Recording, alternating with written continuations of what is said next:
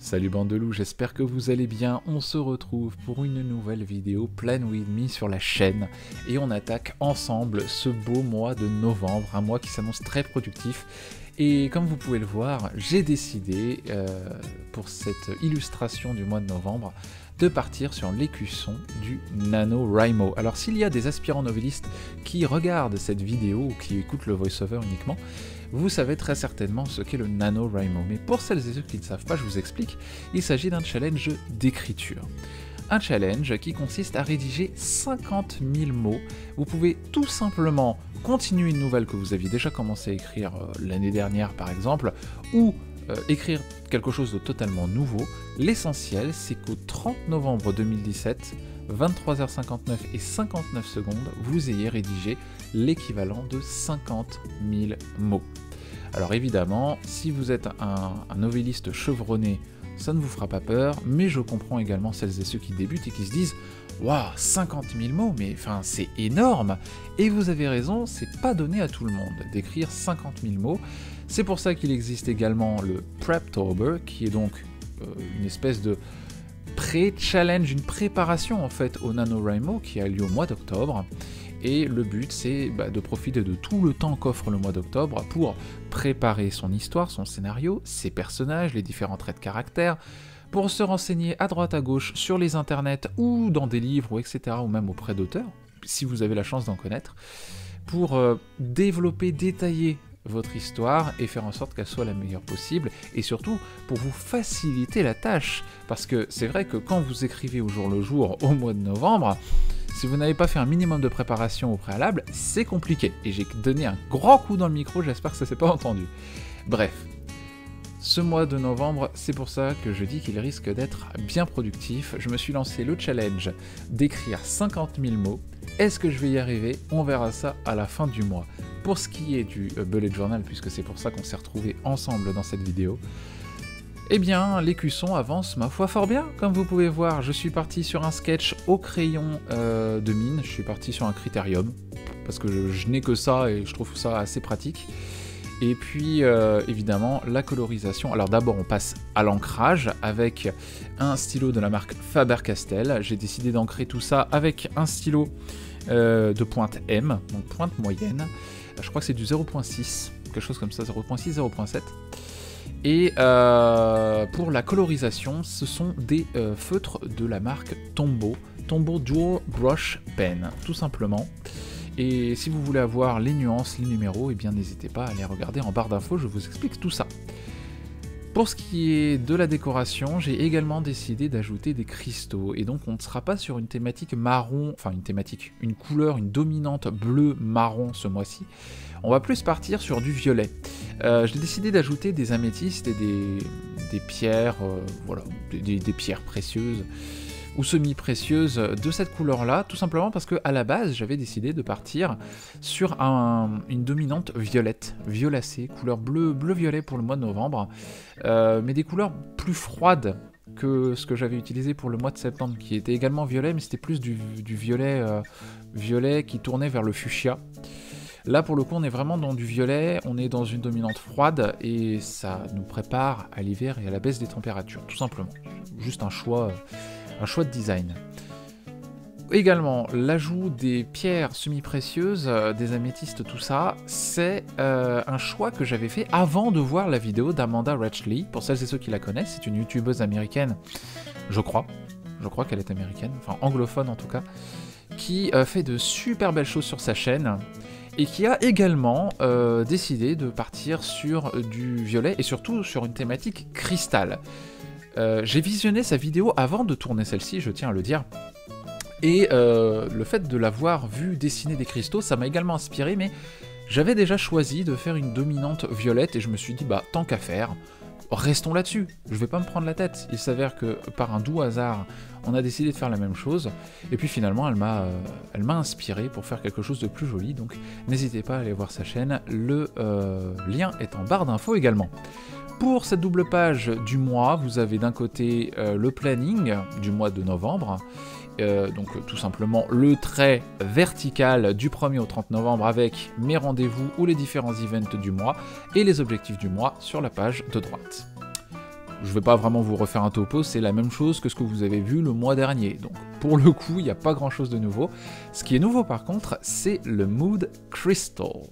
Alors, j'ai décidé de ne pas refaire ce que j'avais fait au mois de septembre et d'octobre, c'est-à-dire des lignes concentriques, enfin des cercles concentriques, ou alors la fameuse toile d'araignée que je vous avais dessinée le mois dernier. J'ai décidé de partir sur des cristaux à nouveau, puisque la thématique de ce mois-ci, c'est le bleu, le violet, les couleurs froides, le NaNoWriMo et les cristaux. Et du coup, j'ai décidé de me faire un petit cristal pour mon humeur du mois de novembre. Alors à quoi ça sert ce cristal? C'est très simple. Je vais donc dessiner un cristal très fractal. La manière de le dessiner, c'est vraiment en mode YOLO, hein. Vous faites ce que vous voulez. Évidemment, vous pouvez vous inspirer de patterns que vous pouvez retrouver sur internet, du line drawing tout à fait classique. Vous pouvez vous inspirer également de vraies photos.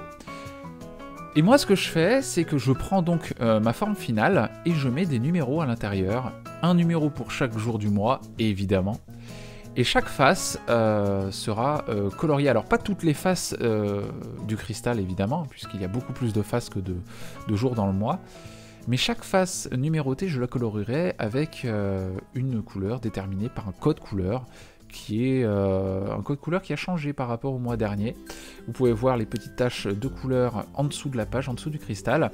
À chaque couleur correspond une humeur, et cette fois-ci, je ne divise pas par deux mon humeur du jour, il n'y a pas l'humeur du matin et l'humeur du soir, c'est vraiment l'humeur de la journée, c'est un ressenti de ma journée, est-ce que j'ai été plus calme, détendu, excité, énervé, actif, heureux, productif, etc. Je colorie la case en fonction de mon humeur. C'est aussi simple que ça. Et puis ça reste assez joli. Dites-moi ce que vous en pensez dans les commentaires.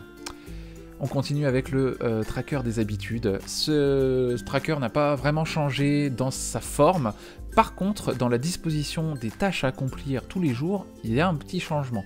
Évidemment, je marque les dates classiques hein, à l'horizontale. Et puis sur le côté, à la verticale, j'écris mes tâches. Et comme vous pouvez le voir, je saute des lignes entre les diverses thématiques. Lecture-écriture, puis anglais-allemand, ça c'est le côté langue, puis tout le côté YouTube, puis ensuite le côté healthy pour ma santé personnelle, et ensuite pour le côté professionnel, puisque je suis toujours à la recherche d'un emploi, j'ai sauté une ligne, et donc chaque fois que je saute une ligne, je change de thématique. Aussi simple que ça, et ça me permet d'y voir un petit peu plus clair dans le tracking de mes habitudes. La page suivante, c'est le One Line a Day, une page que vous connaissez. C'est une page qui me permet de savoir un petit peu ce que j'ai fait pendant ma journée en une seule ligne. L'événement le plus marquant, la tâche la plus marquante, peu importe, l'essentiel c'est de se souvenir de chaque journée et de faire en sorte que chaque jour compte. Côté décoration, je me fais plaisir. Une nouvelle fois, je dessine des cristaux. J'aurais pu me faire un petit kiff et utiliser des tombeaux d'une autre couleur. Là, j'ai principalement utilisé la couleur 603 et la couleur 553. Tout simplement parce que c'était les couleurs que je voulais utiliser dans mon bullet journal. Et pour le coup, ça allait plutôt bien avec la thématique froide que je voulais pour mon bullet journal du mois de novembre. On passe à la double page suivante, le NaNoWriMo, évidemment. Alors là, pour le coup, je n'ai rien fait moi-même. Enfin, si, évidemment. Enfin, je veux dire, vous me voyez en train de dessiner, donc forcément, je l'ai fait moi-même. Mais ce tracker existe déjà, c'est le tracker de BoWberry. Si vous la connaissez, vous la suivez, vous avez forcément reconnu cette espèce de grand rectangle avec la ligne diagonale. Cette ligne diagonale, elle représente le progrès constant dans l'écriture de votre nouvelle pendant le NaNoWriMo. Vous commencez de 0 et vous finissez à 50 000 dans le meilleur des cas. Le but du jeu, c'est d'être toujours au-dessus de la ligne. Cette ligne, elle représente votre progrès constant. Vous passez de 1600 à 3300, puis à 5000, puis à 6600, etc., etc. Il faut évidemment rester au-dessus de la ligne noire pour se dire que, yes, on a été productif, on a réussi notre challenge du jour, écrire autant de mots que nécessaire pour rester au-dessus de la ligne noire. C'est aussi simple que ça. Sur le côté, vous avez le suivi de la semaine, avec des petits carrés. Alors à quoi ils servent ces carrés? Ils servent à écrire la date du jour, très simple, mais je vais également pouvoir les colorier avec un code couleur. Alors, je n'ai pas ajouté le code couleur dans cette vidéo, dans cet accéléré. Je vous montrerai ça sur les réseaux sociaux, mais c'est très simple. Dans chaque carré, j'ajouterai une couleur. Cette couleur correspondra au fait que j'ai ou non accompli mon objectif, soit j'ai dépassé mon objectif, je l'ai atteint, je suis dessous, ou alors je n'ai pas écrit. Si je n'ai pas écrit, par exemple, ce sera gris. Et si je suis sous l'objectif, c'est rose. Si j'ai atteint mon objectif, ce sera jaune. Et évidemment, j'écris le nombre de mots que j'ai fait pendant ma semaine et l'objectif de la semaine également. Voilà. La page d'après, vous l'avez vu, je viens de la commencer, c'est mon tracker de dépenses. J'ai adopté une nouvelle petite police d'écriture parce que je trouvais que ça allait plutôt pas mal. Et puis, voilà, c'est une page que vous avez déjà vue. C'est une page qui me permet de garder un œil sur mon budget. Aussi simple que ça. Voilà. Je fais encore un petit tour dans mon budget pour colorier les pierres manquantes, puisque ça manquait un petit peu de dessin, de doodle dans mon carnet ce mois-ci. Je rajoute une petite base noire pour un cristal, etc. Une espèce de petit présentoir. Et voilà, c'est déjà la fin de cette vidéo. On est en train de feuilleter ensemble mon bullet journal pour le mois. J'espère que cette vidéo vous a plu, les amis. N'hésitez pas à me dire ce que vous en pensez dans les commentaires, si vous avez trouvé de quoi vous inspirer pour ce mois. Et puis, moi, je vous embrasse bien fort sur le bout du museau. N'hésitez pas à vous abonner si ça n'est pas déjà fait, à mettre un gros like sur cette vidéo si celle-ci vous a plu, si vous souhaitez me soutenir également. Croyez-moi, ça fait beaucoup de bien de voir vos gentils commentaires. Et puis, n'hésitez pas également à aller checker les chaînes des youtubeuses qui m'ont inspiré pour ce Plan With Me. Je vous embrasse très fort et je vous dis à très bientôt pour une nouvelle vidéo. Salut!